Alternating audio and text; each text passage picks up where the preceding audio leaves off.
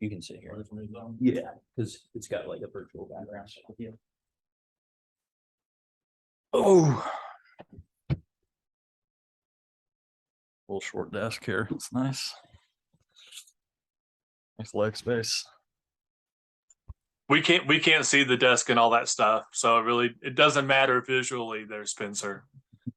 But it would be better if you were more comfortable though. So do you need to move some furniture around? Nah, you get used to it when you're 6'6". Small car. I wouldn't know about all that. I'm just 6'3", so. I guess let's just start.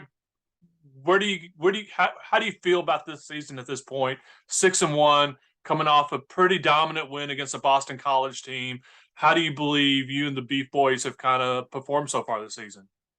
Yeah, I mean, obviously, anybody's really happy with 6-1, but we would love to have the Clemson one back, and I mean that was a dagger for sure. But I mean, I feel like we played pretty well, up front especially. But yeah, we would definitely like to have that one back for sure.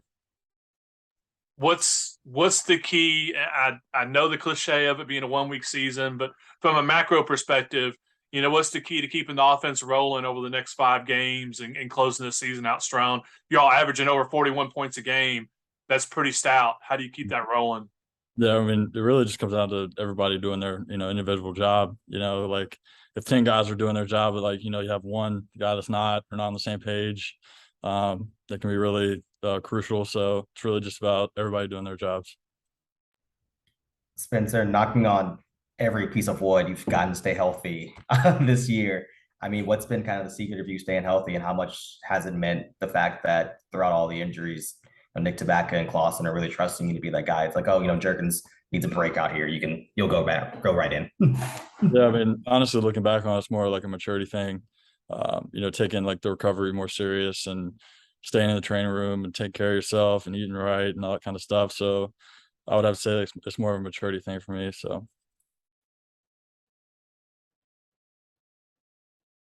With Louisville's defense, they've been one that's kind of gotten to the quarterback a little bit and forced a lot of pressure.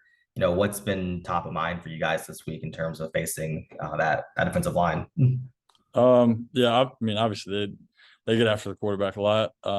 They do a lot up front, and with their really front 6 and 7. But at the end of the day, they're a veteran group just like us. So it's about just executing what Coach R schemes up for the week.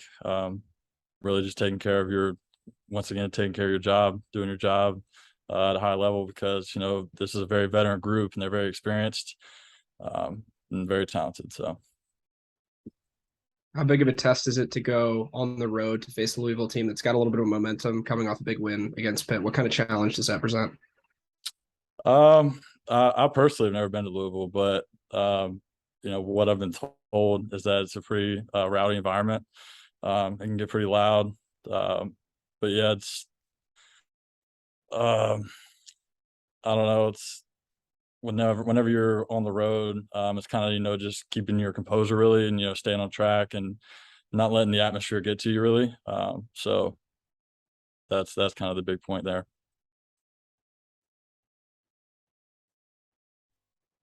Spencer, I know the goal is kind of let's be balanced running and throwing.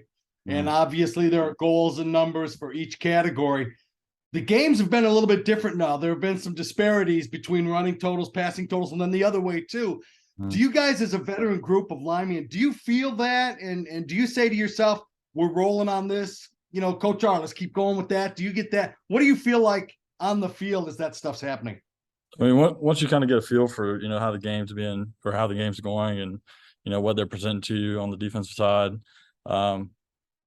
I mean, it's kind of like, you want to run the ball a lot, as an offensive lineman, that's kind of what we want to do is, run the ball really every play. That'd be nice. But for AT or, Donnie or Key or, any of those guys, if they're balling, that's good too. So are you at a point where the confidence level of the whole group is such that it really doesn't matter? We know that we can put this all together. We know we can do all of it. Yeah. I mean, back to what you said, being balanced, that's kind of what we take pride in is, being able to execute everything everything is called really at a high level. Thanks. Spencer, what lessons have the offense and especially the offensive line really learned since the Liberty game? It feels like since that game, things have kind of been a complete 180. What have you guys picked up since then? There's just kind of going back to what I said earlier, just everybody doing their job and not playing sloppy. Kind of everybody be on the same page. Everybody getting the same signals and everybody knowing what we're actually running. That's kind of the big deal there. Spencer, you mentioned you'd almost prefer running every play. Explain. I think I understand why an offensive lineman would think that way, but explain to me in your words why you would think that way. Well, I mean, as an offensive lineman, we take pride in running the football. I mean, that's kind of what your I don't know, your bread and butter. I don't know if you would say that, but yeah, if you can run the ball efficiently, that's really big in the O-line room. We take pride in that.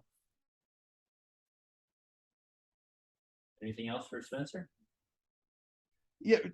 One more thing on that. Is it a tougher thing to do run block than pass block? Which is more difficult? And is there any physical difference between the two? Do you get to hit people more with a run block than a pass block? Or I mean, I guess it just depends on the situation. It can be pros and cons to each one if you get down to it really. But you get I've been playing football for a while, so I mean, you kind of get used to it, I guess.